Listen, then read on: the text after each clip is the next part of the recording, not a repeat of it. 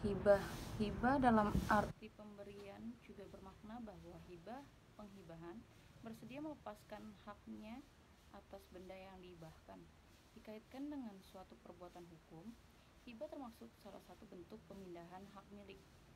Pihak penghibah dengan sukarela memberikan hak miliknya kepada pihak penerima hibah tanpa ada kewajiban dari penerima untuk mengembalikan harta tersebut kepada pihak pemilik pertama. Dalam konteks ini, hibah sangat berbeda dengan pinjaman yang mesti dipulangkan kepada pemilik semula. Dengan terjadinya akad hibah, maka pemilik sekarang dipandang sudah mempunyai hak penuh atas harta itu sebagai hak miliknya sendiri. Hibah tanah merupakan pemberian seseorang kepada orang lain dengan tidak ada pergantian apapun dan dilakukan secara sukarela tanpa ada kontraprestasi dari pihak penerima pemberian, dan pemberian itu dilangsungkan pada saat si pemberi masih hidup. Jadi, hibah adalah peralihan hak atas tanah merupakan suatu perbuatan hukum yang bertujuan memindahkan hak dari suatu pihak ke pihak lain dan penerima tidak memberikan imbalan dalam bentuk apapun. Berdasarkan pasal 1666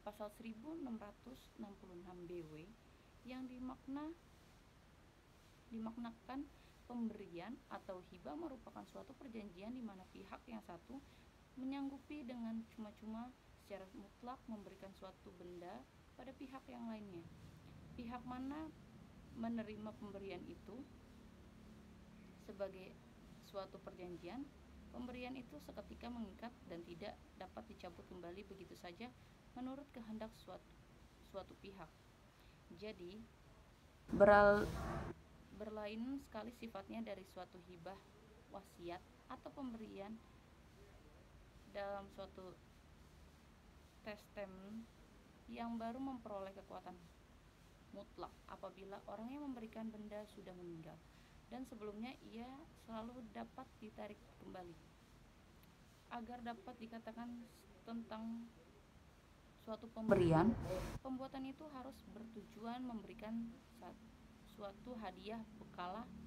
Jadi tidak boleh ada satu keharusan atau perikatan meskipun hanya berupa nutur like febertentis atau perjanjian dengan sendirinya saja.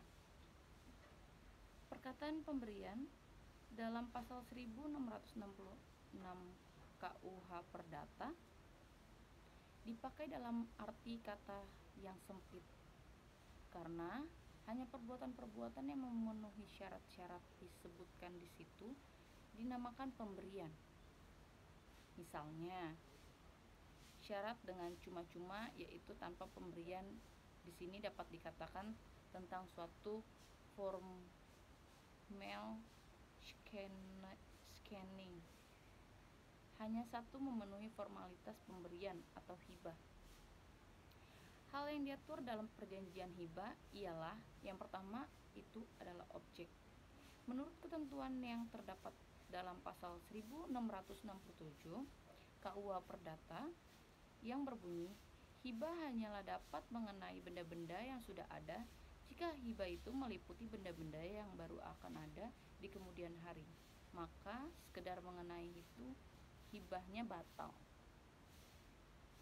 Dari ketentuan yang terdapat dalam pasal di atas, maka dapat diketahui bahwa perjanjian hibah ialah benda yang sudah ada, baik berupa benda bergerak maupun tidak bergerak.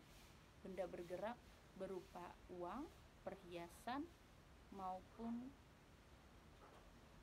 dolar. Sedangkan kalau misalkan benda tidak bergerak seperti tanah, itu adalah bentuk benda bergerak dan tidak bergerak. Yang kedua, larangan. Hal yang tidak boleh dilakukan dalam penghibahan ialah sebagai berikut. Pasal 1668 KUH Perdata menyebutkan, si penghibah tidak boleh memperjanjikan bahwa ia tetap berkuasa untuk menjual atau memberikan kepada orang lain suatu benda yang termasuk dalam hibah. Hibah semacam itu sekedar mengenai benda tersebut dianggap sebagai batal. Yang kedua, pasal 1670 KUH Perdata menyebutkan suatu hibah adalah batal jika dibuat dengan syarat bahwa si penerima hibah akan melunasi utang-utang atau beban-beban lain. Selain yang dinyatakan dengan tegas di dalam akta hibah sendiri atau di dalam suatu daftar pemberi daftar yang distempelkan kepadanya. Yang ketiga, dalam pasal 1678 KUH Perdata menyebutkan dilarang adalah penghibahan antara suami istri selama perkawinan, karena suami istri tanpa perjanjian kawin pemisahan harta berarti satu harta atau harta campuran. Berdasarkan pasal 1684 KUH Perdata, penghibahan yang diberikan kepada seorang perempuan bersuami tidak dapat diterima selain menurut ketentuan dari bab 5 buku 1 KUH Perdata. Berdasarkan pasal 1682 KUH Perdata menyebutkan tidak ada suatu hibah kecuali yang disebutkan dalam pasal 1687 dapat atas ancaman batal dilakukan selainnya dengan suatu akta notaris yang aslinya disampaikan oleh notaris itu. Berdasarkan pasal 1683 KUH Perdata menyebutkan tidak suatu hibah mengikat si penghibah atau menerbitkan suatu akibat yang bagaimanapun selain mulai dari penghibahan itu sendiri. Itu dengan kata-kata yang tegas telah diterima oleh si penerima hibah atau akan diberikan kepadanya kemudian hari. Berdasarkan pasal 1685 KUH Perdata disebutkan bahwa penghibahan kepada orang-orang belum dewasa berada di bawah kekuasaan orang tua harus diterima oleh orang yang melakukan kekuasaan orang tua. Penghibahan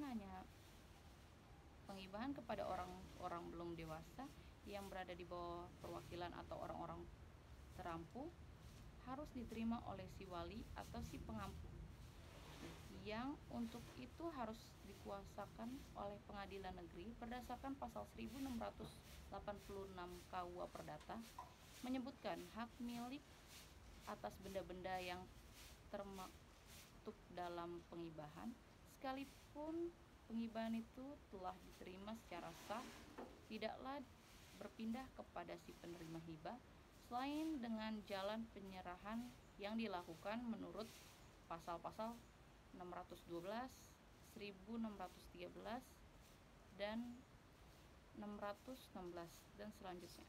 Berdasarkan pasal 1687 KUH Perdata menyebutkan pemberian benda-benda bergerak yang bertubuh atau surat-surat penagihan utang kepada si penunjuk dari tangan satu ke tangan yang lain tidak memerlukan suatu akta dan adalah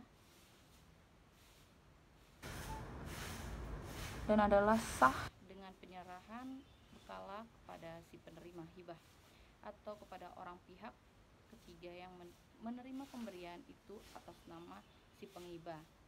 Hal-hal yang membatalkan akta hibah telah dijelaskan dalam pasal 1688 BW. Suatu hibah tidak dapat ditarik kembali maupun dihapuskan karenanya, melainkan dalam hal-hal berikut. Yang pertama, karena tidak dipenuhi syarat-syarat dengan mana penghibahan telah dilakukan. Yang kedua, jika si penerima hibah telah bersalah melakukan atau membantu melakukan kejahatan yang mengambil jiwa si penghibah atau suatu kejahatan lain terhadap si penghibah.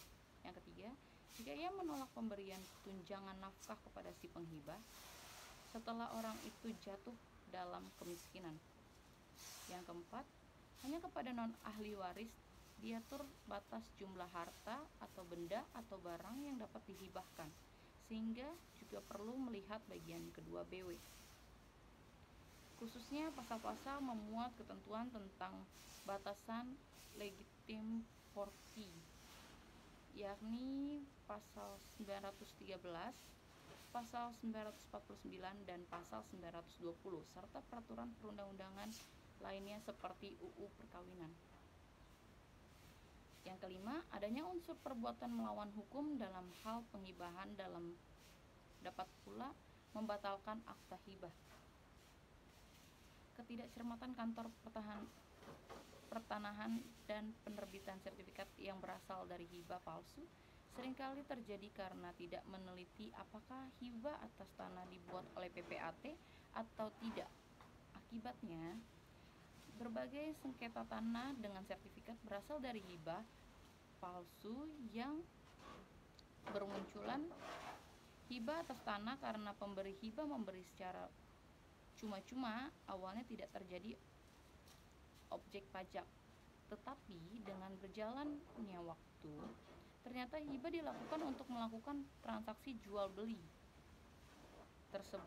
terselubung untuk menghindari pajak, maka peralihan hak melalui hibah menjadi objek pemungutan PPh dibayar pemberi hibah dan pemungutan BPHTB dibayar penerima hibah, kecuali dapat dibuktikan bahwa hibah itu dilakukan kepada ahli waris langsung, dapat orang tua, kepada anak kandung.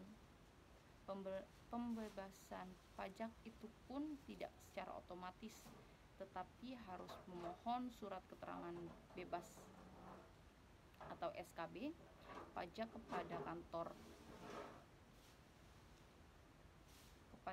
KPP setempat. Hampir sama dengan hibah, tetapi penerimaan hibah tidak tahu dan berlaku terjadi peralihan hak jika pemberi hibah sudah mati.